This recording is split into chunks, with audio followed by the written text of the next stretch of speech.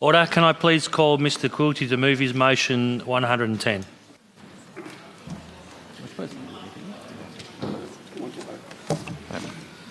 I will be briefish.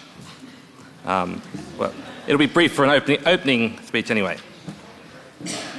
I am a member of a small camping and fishing and drinking club that has been holding an annual fishing trip now for some 50 years. We do a lot of drinking, yes. Over the years, members have died, many have brought their sons and now grandsons along and passed on traditions. One weekend a year we meet, camp at our secret location in the bush, fish, drink, enjoy fellowship, and hold our annual general meeting to pass ridiculous motions mocking each other and society at large. This club is civil society. Free citizens using public lands without government oversight. There is a point to this story. A couple of years back, I took along a recently arrived immigrant from Russia on the trip. He was amazed at the club and the traditions. He told me there is nothing like this in Russia. The state could not and still cannot tolerate a civil society outside of government control. Any group like that had existed within the Soviet Union would have been liquidated, and still the government will not allow them to rise up. You'll see the same thing in totalitarian societies around the world. I'm sure there is nothing like this in China. The state must have control. In regional Victoria today, government regulations are being used to choke small groups using public lands without government controls. Parks Victoria are not going to rest until the people are excluded from all the land in the regions. As a rule, public lands should be open to the public. This is not what we're seeing in Victoria. Heritage lockouts at Lake Tyrrell have shut down events that ran for half a century. The management plan at the Belfast Coastal Reserve has decimated local business and community. Restrictions in the Grampians have closed off some of the world's best rock climbing locations. People who rely on timber for their livelihood have felt the impacts of lockouts, have countless hunters, campers and fishers. When the government designates a new national park, the forest is still the same forest. The only difference is the restrictions on what Victorians can do in that forest. The Liberal Democrats love liberty. We want Victorians to be free to enjoy their native land. This motion recognises the loss of access felt by Victorians. The Sea Lake Off-Road Club has held their Mallee Rally at Lake Tyrrell for 47 years. It is Australia's longest-running off-road race. The event goes for 2 days on an 85-kilometre track that is mostly private land, but a small section passes over Crown land under the control of Parks Victoria. This year, after the process dragging through the bureaucracy, the application for a permit to use the Crown land was made subject to the completion of a cultural heritage management plan, which will take months to do and cost up to $100,000. This is a de facto shutdown of an event that is a major economic boost and fundraiser for a small regional town. A decision made by bureaucrats who have probably never been there and probably will never go. Public access should be the norm, but we recognise that restrictions are sometimes necessary. Such lockouts should be rare, minimal and contestable.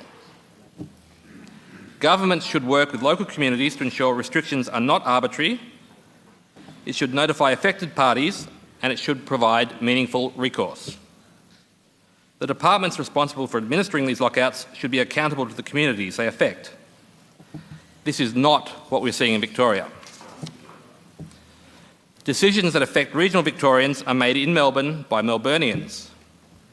Notice is frequently short or entirely absent. Consultation is often little more than a token gesture, if it exists at all.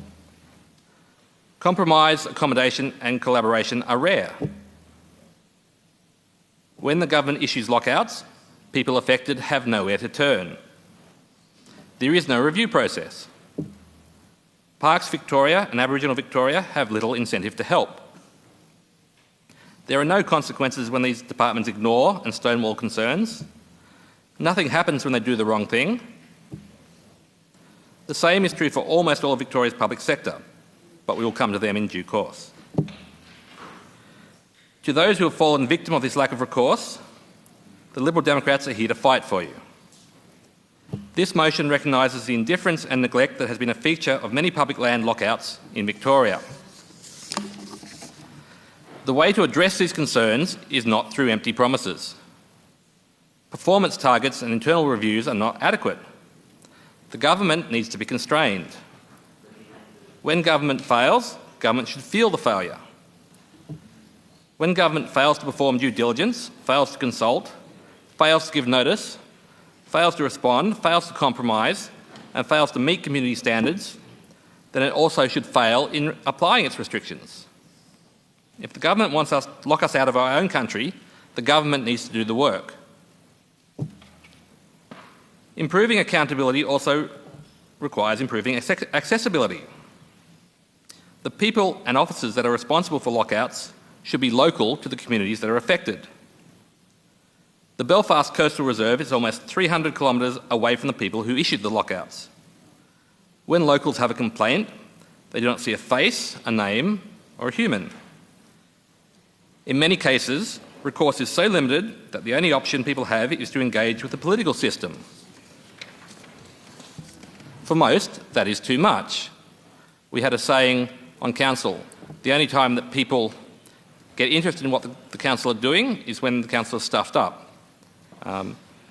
Most people do not want to get involved in politics, they do not want to be approaching their MPs, they just want to be left alone. A person should not need to mount an expensive and time-consuming campaign to lobby people they have never met in a place hours from their home to save themselves from an indifferent and bureaucratic machine. There is a better model for public land management. A decentralised approach gives control to the people who live in the area and the people who use the land. Local boards, local not-for-profits, local user groups, local people who are passionate about the land. The Victorian rock climber community are passionate about the Grampians and the natural environment. Far from damaging the parks, this is a group who will take great care to leave no traces. They are committed environmentalists, many of them Greens voters, at least until now. Instead of the current Parks Victoria lockout, there should be a handover to a committee of local park users. The climbers would see far better care taken of these areas than is happening now under the current model. Bureaucrats in Melbourne care about the idea of the park. Locals care about the park. If the government cannot get this right, you will lose the consent of the people in the regions for the way you are managing public land.